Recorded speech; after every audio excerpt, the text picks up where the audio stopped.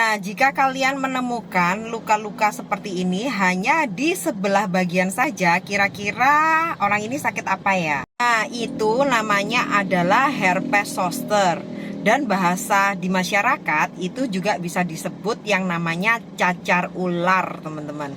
Nah, sebenarnya itu apa? Ya, jadi penyebabnya itu adalah virus varicella zoster. Jadi sama dengan cacar air, teman-teman. Nah, cuma bedanya ini khas sekali. Nah, pada waktu kita kecil, ketika kita terkena infeksi cacar air, nah begitu gejalanya semua hilang karena sudah diobati, virusnya ini nggak mati, teman-teman, tetapi dia menjadi tidak aktif dan masuk ke sumsum tulang belakang kita dan sifatnya menetap.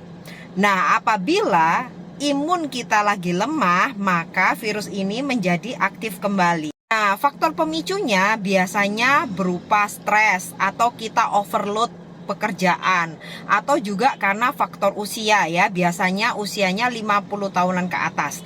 Tetapi tidak menutup kemungkinan ketika di usia 30 atau 40 tahun juga bisa terkena penyakit ini. Nah, area yang bisa terkena itu macam-macam ya teman-teman ya, ada di wajah maupun di badan, dan ini berarti mengikuti gejalanya. Nah, apabila di daerah wajah tentunya ya biasanya akan mulai timbul rasa sakit kepala, sensitif terhadap cahaya, mulai ada demam.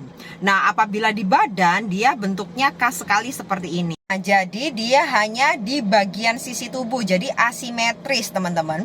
Dan dia mengikuti alur dari saraf kita ya, makanya dia panjang, biasanya melingkar dari depan ke belakang.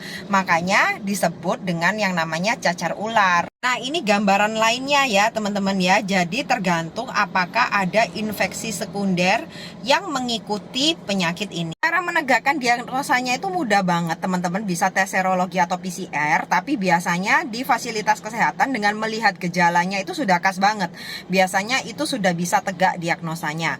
Nah, gimana cara penanganannya? Bisa sembuh sendiri atau enggak? Dan apa akibatnya apabila tidak diobati? Kalian lanjut di part kedua dan part ketiga ya.